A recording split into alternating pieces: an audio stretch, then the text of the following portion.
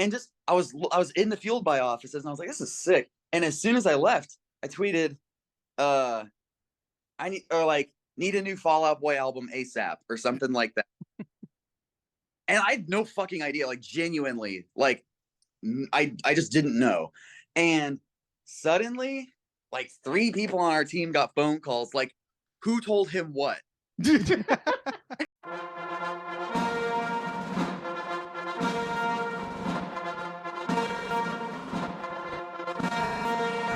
Ladies and gentlemen, this is the state of the scene.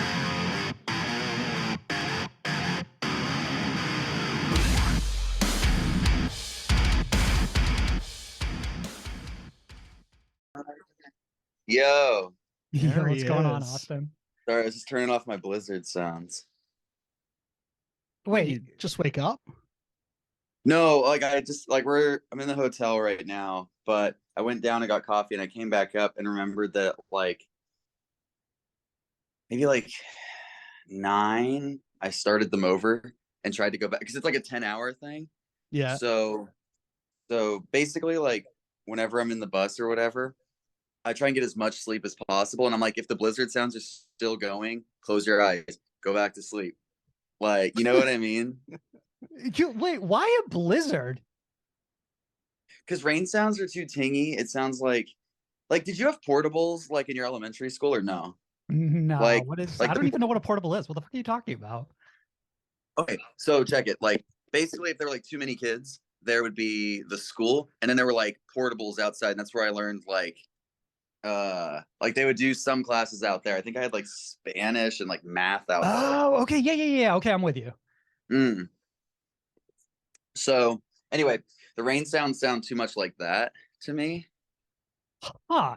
So you can't listen to rain because it reminds you of your childhood and it keeps you from sleeping? This is crazy. Am I digging too deep right now? No, it's not like that. It's just, the ones are like, I don't know, the rain ones are like, it almost kind of sounds like too ticky, and the Blizzard's more like. What does a Blizzard sound like?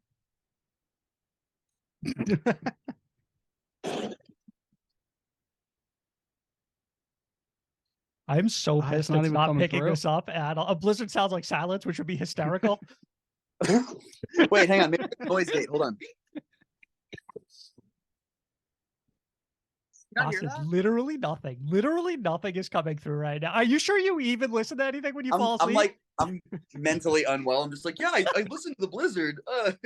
It's the only way. Is the Blizzard in the room with us right now, Austin? Or yes, it's very cold. All right, hold on real quick. Waterparks top 10 charting new album Intellectual Property is streaming everywhere now. The Property tour starts April 28th in Anaheim, California, with support from Honey, Sophie Powers, Elliot Lee, and Daisy Grenade. Hype. Top 10. Let's go. Insane. Absolutely fucking insane. Metallica. Dude, it was sweating. I was scared. I'm not even like, I can't even pretend I wasn't, like, because it was already so close. It was like we're like, oh shit, ABBA's in front of us now by like 100 units. Or like, oh, Harry Styles is in front of us now with like 80 units. What year is it? Dude, yeah, I was just like, oh my, like, dude, okay. I don't know if you've ever been, like, this used to bug me. And I guess it would if I still thought about it, but it's like, if you go to the iTunes store, everything that's on the top, unless it like just came out, is just like Metallica greatest hits, the hits. Like, it's all just like a bunch of old shit because, like, I mean, you know, like, I mean, just real, like, young people are streaming, you know what I mean? It's right. Like, yeah. Like, those are the people going to iTunes. It checks out. Right. And like, I think every like 5 years, another song gets added, like Mr. Brightside or like Radioactive, or, you know what I mean? Like, some shit goes on like the rock iTunes chart that just like stays there and it's like a staple, but it's so rare. Right. So those are the bands you have to battle every single week. Every time you drop an album, it's like the same 5 bands from before. It's like, all right, yeah, you're going to try to unseat Guns N' Roses again for the fucking 10th year in a row. Yep, exactly. It's just like, but cool. You did it. You did it. One of these bands got fucking dropped from the 10. Exactly. Fuck them. Classic rock is fucking done. Throw it out there. We did beat ABBA this week. The reason I was sweating, though, good riddance, is because is because like again, it was like we're number 9, we're number 10, we're number 11, we're number 10, we're number 11. Like, so we were sitting at number 10 because again, this is the UK, and this UK rapper that's apparently like kind of popular surprise dropped an album. I was like, no, and I was like, oh, incredible timing. I know. I was like, are you fucking kidding me? I was like, it's the last day. I just have to pull this shit together for the last day. So I was like, okay, you buy this shit on iTunes, I will send you a video of me wishing Otto Wood a Merry Christmas. And the next day I was like, you get it? I will send you a video of me wishing Jeff a fucking fantastic Easter. And honestly, that's what saved us. I'm not even kidding. Like, all the work on the album to make sure it was fucking perfect and like all the care and everything, it winning came down to me wishing Otto a Merry Christmas. So what you're saying is next time around, AI generated Waterparks album and then just a lot of work on like Merry Christmas videos? Yes, 100%. Ingenious weaponization of a fan base. Was last night the first time you slept all week? Pretty much, dude. Like, so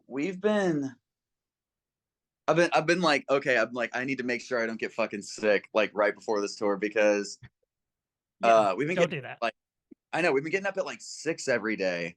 Like we get to the hotel at like, because we stay and make sure we meet everybody and do it. Like we've been doing these in-store. Wow, I need to fucking. We've been doing acoustic in-store things all week. You've got me anxious, which is crazy.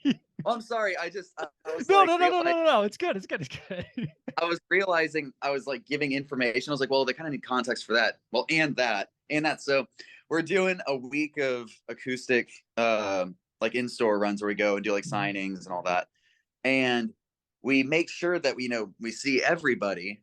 And so we keep being there like crazy late. And then we're like, shit, we need to like eat food. And we're like, okay, let's do that real quick. And then we get to the hotel and it's like 11:30. And I'm like, damn, I'd really like to shower because we went straight from the airport to the record store and just hugged like 300 people. I feel like I need a shower, so I do that. And then I'm like, okay. It's, we checked in and everything. I'm like, it's 12:15. Just try and catch up on some texts. Close your fucking, put on the Blizzard sounds, close your eyes, all that. But yeah, no, so I finally got to sleep, which is great. Were you real quick? Were you able to do any of that in the greatest hits era for like in-store signings and stuff like that? Just because of like the timing of when that dropped? So we didn't get to do anything in the wait. We did a couple things, but just not as extensive. Right. And it was a lot more protocol. Like it was definitely harder to facilitate and like put together, but audio issues. You chose to leave 300 or not continue on? 300 got bought by Warner. So it was actually like a merger. And then when that happened, they were like, you can be on whatever label you want here now. And so it's like, you can be on just Warner. Yeah. Well, I was like, I don't know. They're like, do you want to be on Fueled By? I was like, maybe. And then Fueled By like flew from New York to California and listened to the songs. And like, you told Pete Wentz maybe is fucking insane. Wait, what? You told Pete Wentz maybe is fucking insane. No, actually the president flew over because like Pete's got like, he's like definitely like an A&R there and he's got like his departments and stuff, but like the president flew over. That's value. It was cool. Yeah. And like I played it. And then I think played him like 6 songs, maybe. I think it was like Funeral Gray, Brainwashed, End of the Water.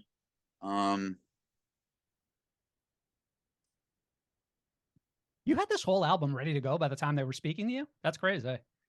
Most of it, not all of it. Like Night Out on Earth wasn't done. I didn't play them Starfucker because I was like, I'm not trying to like I'm not like. Did you have Fuck About It at that point? Yes, but not with Black Bear's feature. I actually have I had like an original second verse on there, but I was like, if he wanted to do this, I would totally scrap that. Reasonably, yeah. So yeah, I played him Fuck About It, yeah. And they were just like, at the end of the meeting, they're like, so do you want to sign to Fueled by Ramen? I was like, maybe. What's the maybe though? I'm trying to figure out like what's the holdup. Like honestly, I'm sure you have like whatever a bunch of choices and you kind of have to weigh them all. But like, was there some trepidation with Fueled by Ramen or something that would have kept you from signing with them? Is it the 20 artist thing where you? It just comes down to the deal. Like that's the thing. Okay. You never just. All right. Yeah. and then you know what I mean? I'm like, Yeah. show me details. Like, what? Show me stuff. Like, you know, like what did they do to win you over then? Like what's one thing that they did to win you over?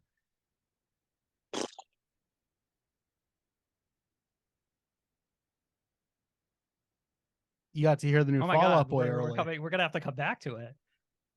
No, honestly, it's funny about Fall Out Boy. Like, I just okay.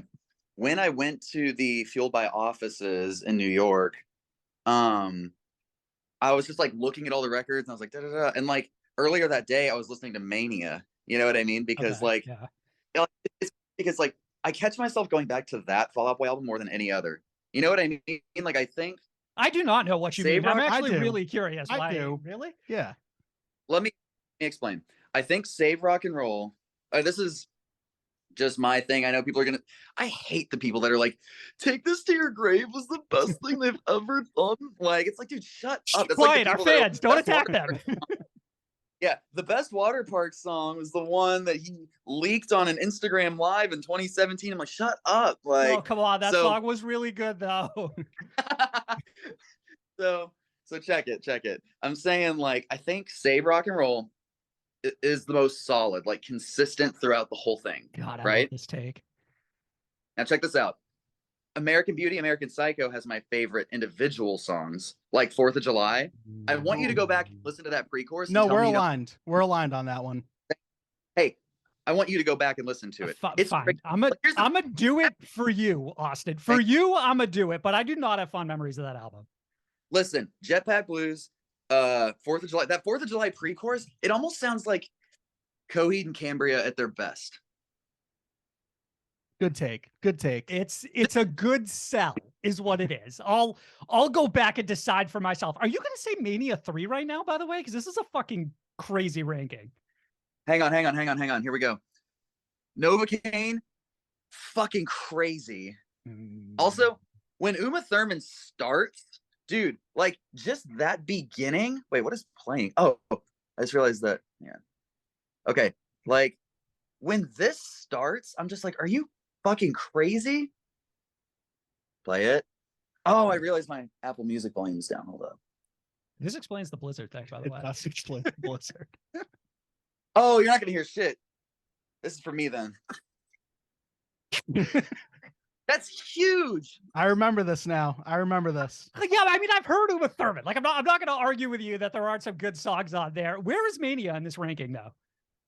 Okay, for me, okay. Well, it's really hard because here's the thing: all of them are good, and I'm not just trying to have a weird opinion. Like, and they like here's my thing: I'm trying to be objective to myself and not just like let nostalgia grip me. Okay. You know what I mean? Because I could easily be like, damn, From Under the Court Tree, like I was on swim team listening to that song, and you know, whatever. Like, wait, is that true? Were you on swim team? Yes. Okay. All right, just checking. I hated that shit. I had to be up on Saturdays at 6 a.m. to go in the fucking pool. It was awful.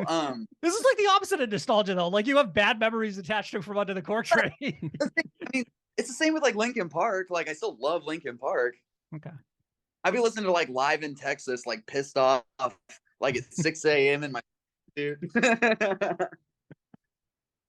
But for some reason, and you know what? Maybe it is nostalgia, just lower grade, but like Mania is just so good. Like that came out like right before we put out Entertainment. And like it's just very unique. Like the production on Young and Menace, when I heard that, I was like, here we go. It's future shit. Yeah. I agree with you so much. Like right there, we're 100% aligned. Yeah. And then I don't know what happened with the rest of that album, but you don't feel that way? Can I just give you 3 songs to listen to? Maybe. Bro, I got so much fucking homework. Go ahead. You don't have to do any of this. I do. You're Awsten Knight. I have to. Whatever you tell me, I'll do it. Okay. Top 10 charting artists.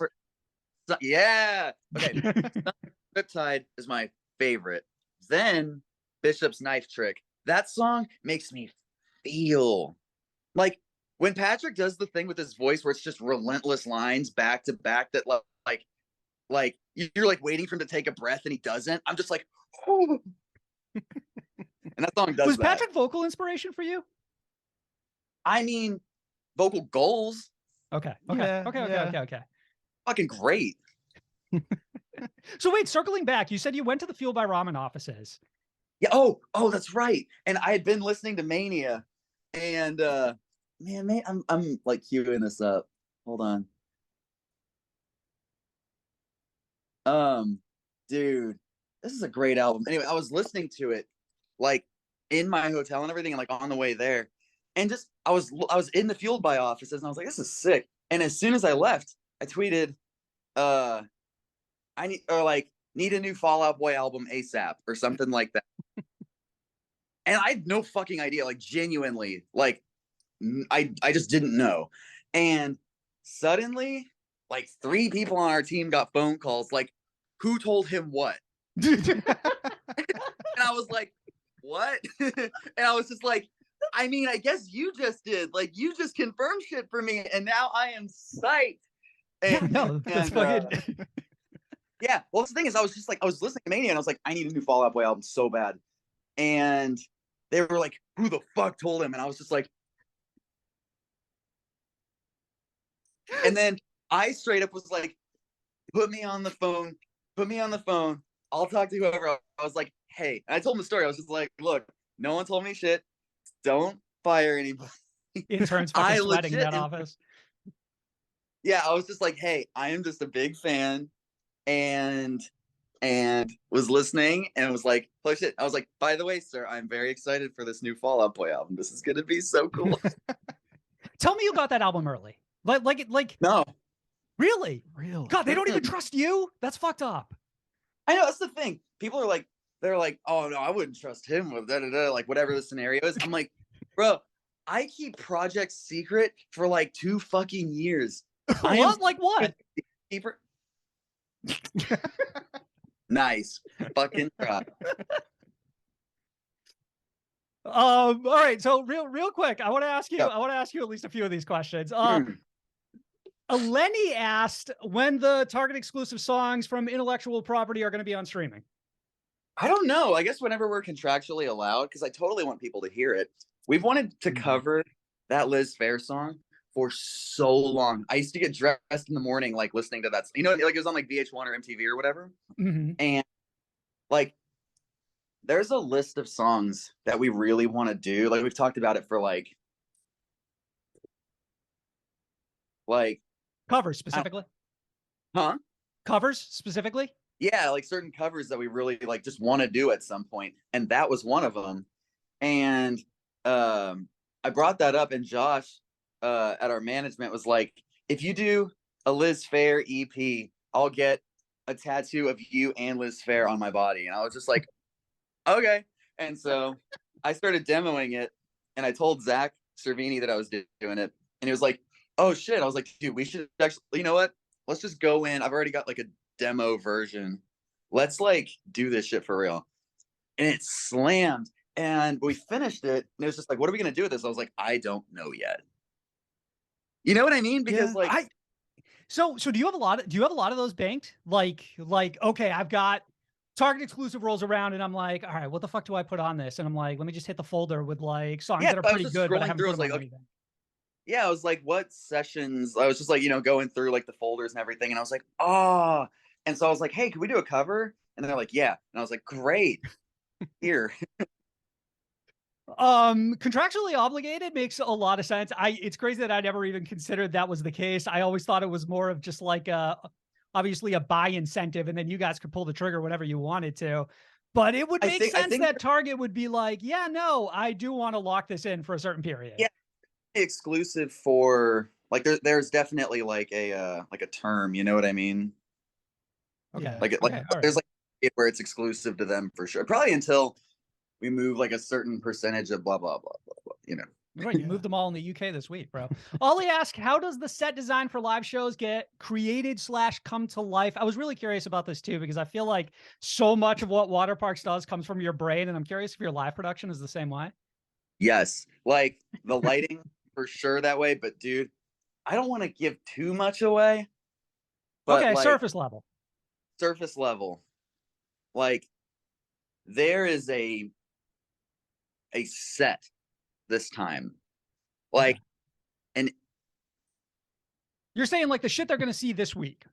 Yes, the shit they're gonna see this week is like a fucking. It's like a real set and with like interactive shit. Like it's good. Oh, that sounds and cool. It's fully like the album and like visuals and stuff. Like it's.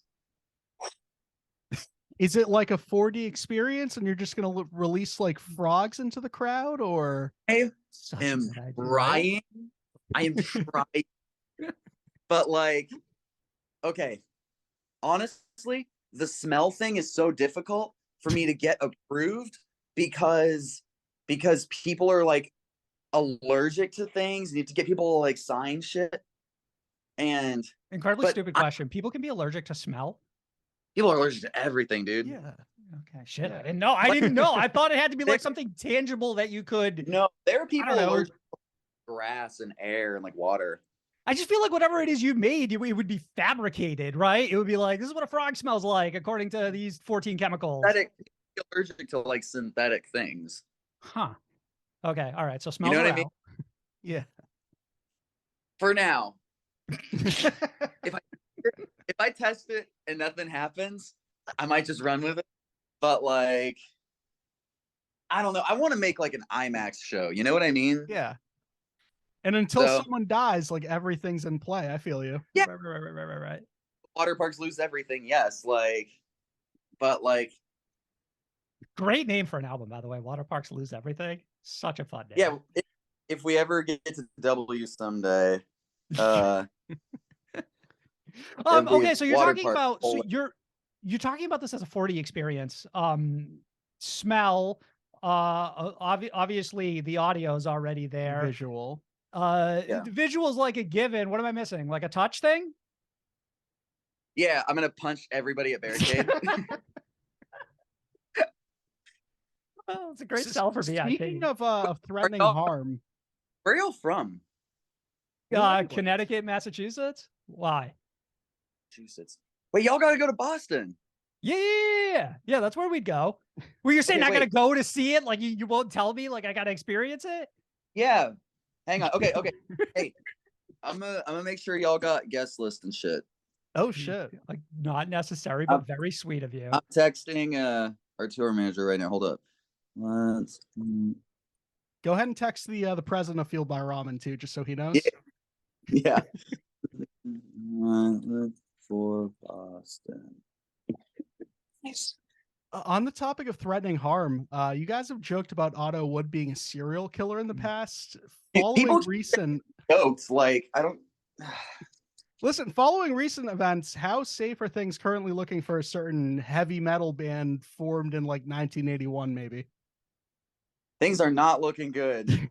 Maybe, you know what's fucked up though is that like if one of the members of Metallica was killed by a hitman, those album sales would soar. Like it'd be the opposite effect. Like it'd be insane. So bad. Like that would be those. Because the thing is, that album's probably not going to stay in the top forever. You know what I mean? Like their other shit will, but then that yellow one would become the one. You know what I mean? It'd be iconic for different reasons. It'd be like, oh yeah, it's the last album that like fucking so and so Kirk ever recorded or whatever. Yeah, exactly. Like whatever the fucking. Dude, I wanted to do this bit so bad, and Otto was actually the one that made me. He was like, "Don't do it. People would not like it." Like when I knew we were gonna be number 2, I was like, "Fine," but I was like, "It's fucking Metallica. That's okay." Like, but I was gonna be like, "The machines are rigged. We need a recount." No, Awsten, no. And talk about like fucking like Sleepy James and shit. You know what I mean? Just holding signs outside of like a Newbury Comics. Dude, I was fucking crying, and he was like, "People will take that the wrong way." And I was like, "We need 100% billboard." It doesn't help that the album's red either. I know, but here's the thing: it does help that for the Sleepy James thing that their album is a baby crib. Not wrong. Not wrong. Yeah, I guess. I thought it was an ugly album cover though. Last summer, Last summer, your old bassist called in a favor, and as a result, Waterparks had to open like 6 shows on the MCR reunion tour. How smothering is Mikey Way on a scale of 1 to 10? 0. I would let that man consume my being. If he wanted to eat my head, I would let him. He is so sweet. He's fair. Always that's fair.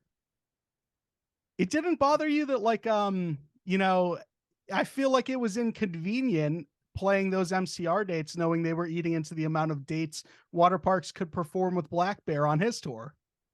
Actually, that was one of the reasons that we didn't do more of the Black Bear one. I was like, we literally had like, 'cause he was like, come do the tour, and I was like, I was like, craziest sentence. I was like, hey, Black Bear, we will come do some of these, but first we have to open for My Chemical Romance. You see, that's why we can't open more of your tour dates. So sorry. And he was not understanding, I'm sure. No. He sent me a relative's head in a box. I was like, Uncle Chris. Oh fuck. On Real Super Dark, you mentioned a brand new jet ski. How many do you own, and is jet skiing your favorite water sport? Dude, I've never been on a jet ski in my fucking life. Like, you lied? Oh, well, that's a fucking bummer. Who can somebody's gonna make this happen for you? Or do you hate well, someone hearing this has a jet ski and wants to let me drive it into a facility, I'll do it. Like, it's okay. It's incredible that you would drive it into the AP offices, considering they're landlocked. It just seems like such a hard. I would just have to get like a launching pad. You know what I mean? Yeah. Like a carnival thing. Yeah. Yes. You could do a lot of damage though, for what it's worth. Hey, we have you for exactly 1 minute, and I need an update on what the state of the scene is right now. Yeah. You said you could only do 30 minutes. This is what we were told. I didn't say shit. But okay. We do have to go to like 20 minutes.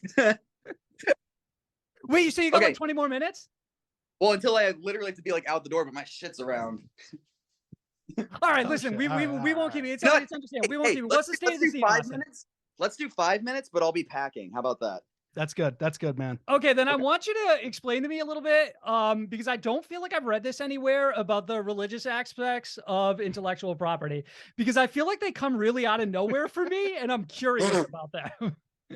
They come out of nowhere? They come out of nowhere for me. Yes. I just feel like in the context of the album, I get in my mind what I think a lot of the relationship conversation is.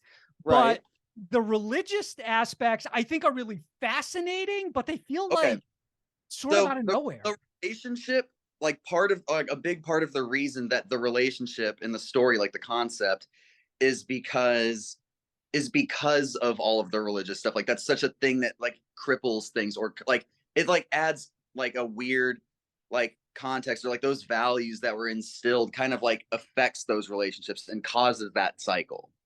You see what I mean? Well, I sort of. I feel like I understand what you're saying. Like overall, that like it's sort of, for me, it's like religion is defining like how you were raised maybe defines like a bit of your character.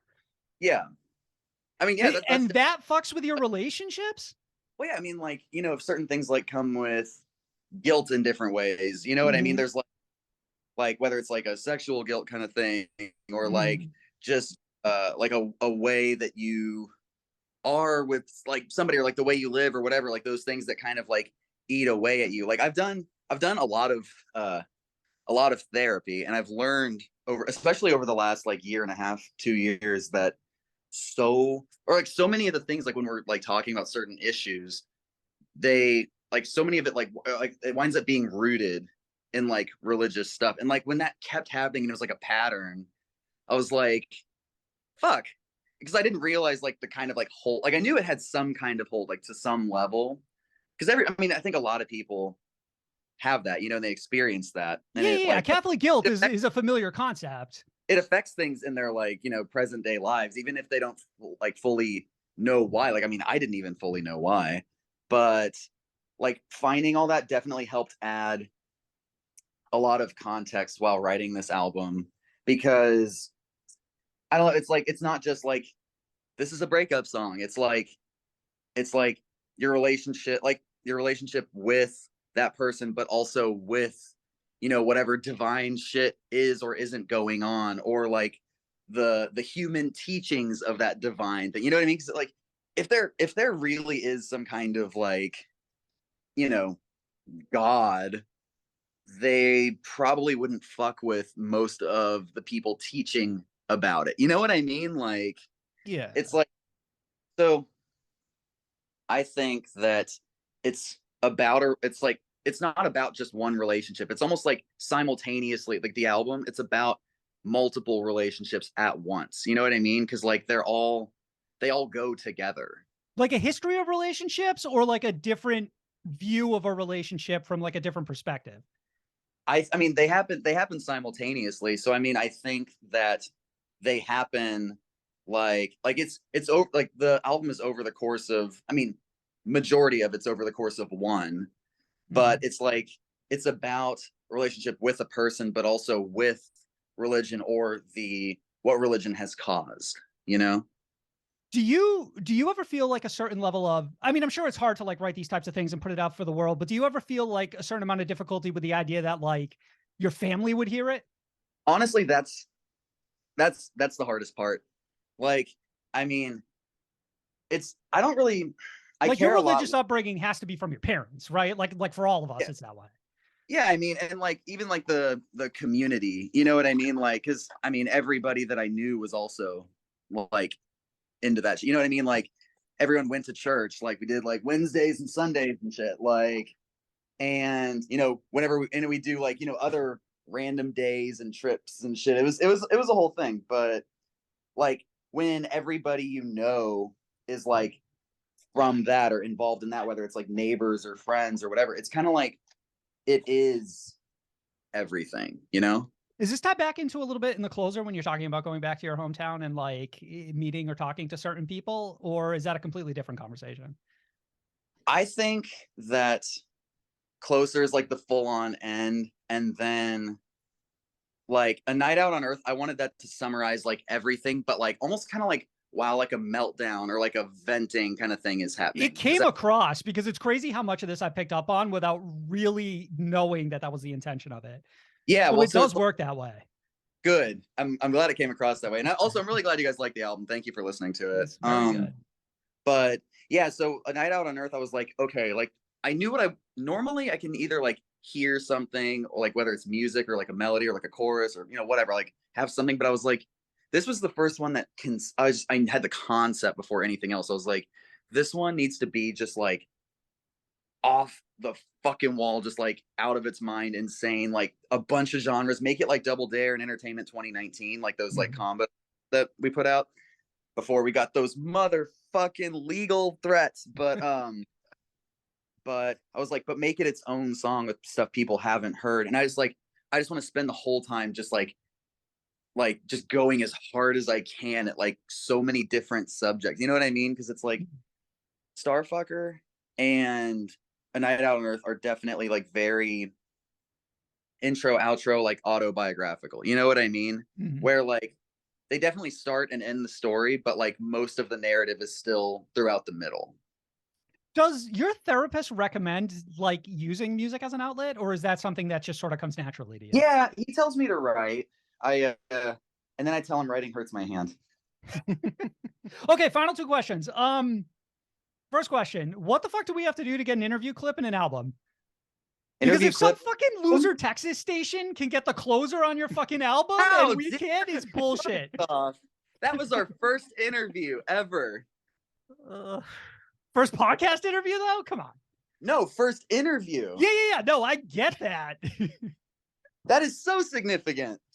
And also, you got to put some respect on Fish. That is my sweet baby boy. Okay, he's great. I love him. Yeah, dude, I've never met someone who's like, fuck Fish. He's a great dude. I'm going to take your word for it. So like, I'm going to take your word that Fall Out Boy wrote good songs in the last 5 years. But you need to go listen. You're going to change your mind. What'd you think of the new album? What? What'd you think of the new album? It's great. Okay. All right. You just didn't say earlier. I was curious. I haven't had as much time with it is the thing. Okay.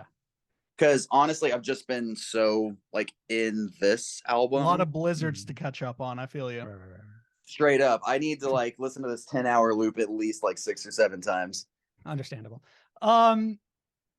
What's the state of the scene, Awsten? And then we'll let you pack up. What's the state of the scene? Yeah. Hold on, think about it. Tour kicks off April 28th in Anaheim, California. Again, support from Honey, Daisy Grenade, Elliot Lee, and Sophie Powers. Intellectual Property is streaming everywhere right now. Link in the description of this episode. I think everything else in the world can fully go to shit musically, and Waterparks will carry us through the fire. Woo! Let's fucking go. In here. Thank you, Awsten. I love you. I appreciate you coming on. I love you guys. I will see you in Boston. Yes, sir. Love you. See you there. Absolutely. All right. Peace out.